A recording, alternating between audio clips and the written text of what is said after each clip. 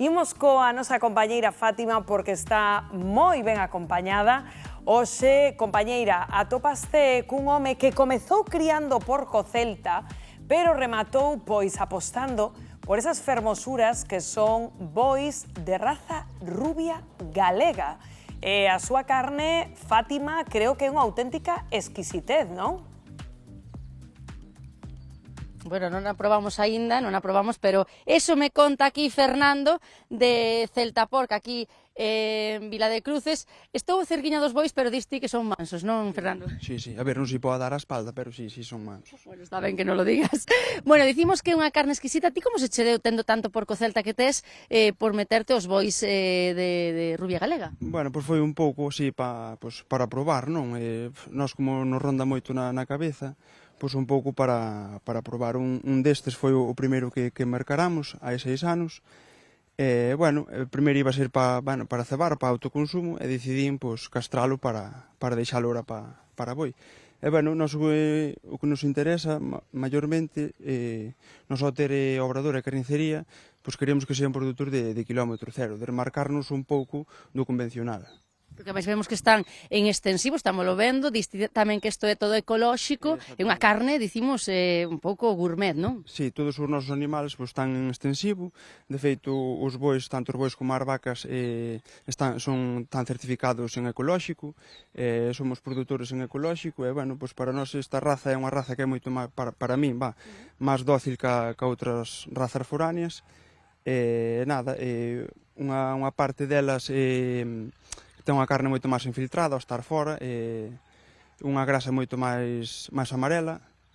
Pero si diste que, bueno, que non compensa tanto como ter, por exemplo, estámoslo vendo, rubias galegas, non? Non compensa tanto ter un boi, por qué? Non, a verdade é que, a ver, se compensara moito, pois, teria máis bois, non.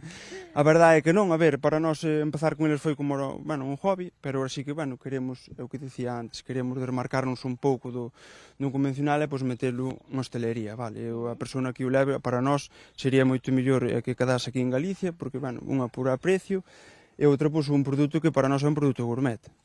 Bueno, xa diste, bueno, gracias por atendernos, tes de cariño, xa lle puxeches hasta nome, sí. Maradona e Tucho, non? A verdade é que sí, a ver, sí que se lle colle cariño aos animales, a ver, son animales, ou como ben decía, non se pode dar a espalda, porque, a ver, son animales, e sí se lle colle cariño, pero, a ver, é lei de vida. Bueno, pois, gracias, Fernando, por atendernos, quedamos aquí con eles, que maravilla, graciñas. Graciñas, Fátima. Bueno, estuve acordando, non sei se lembrades que no programa falamos hai un tempo deses trucos que fomos incluso a unha carnicería, non sei se estabas ti, Pepo, que nos ensinaban a distinguir entre vaca e boi, non? No, ese día non estabas, vaya por Dios. Non, porque estábame lembrando polo que dicía Fernando de que esa carne é un produto gourmet, que claro, que moitos sitios dinche que un filete de boi estánche metendo pois vaca bella. Danche vaca por boi. Efectivamente, aquí estamos falando de que isto é un producto de nicho, non? Como estaban aí explicando. Sí, eso é verdad que, vamos, constame que pasa, porque hai desaprensivos que cando te ibas a comprar boi, véndenche vaca bella, que non teño nada en contra da vaca bella, e eu menos que ninguén. Pero con sabelo, vaca bella. Cal é a diferencia? O prezo, bueno, claro. O sabor, a textura. E a idade. O cor non distingues, non? Non, que pero no filete o comelo a diferencia sustancial entre a vaca bella e este boi que están criando aí. Este debate de vaca e boi pide mandarlle un saúdo aos compañeiros de quen anda aí, que teñen un concurso de vaca ou boi, están aí Juan e Roberto e Raquel e todos. A verdade é que eu teño un compañeiro, un amigo veterinario, que el sempre me dixo que non hai bois suficientes en España como para que poida haber tanta carne de boi en oferta. Con cal, algo de picaresca pode que haxa. Eu ese día non estiven, non sei os tips para distinguilo, pero, por exemplo, meu sogro sempre di que eso tamén se fai moito co atún, para vender o atún como atún vermello, que o colorean con remolacha.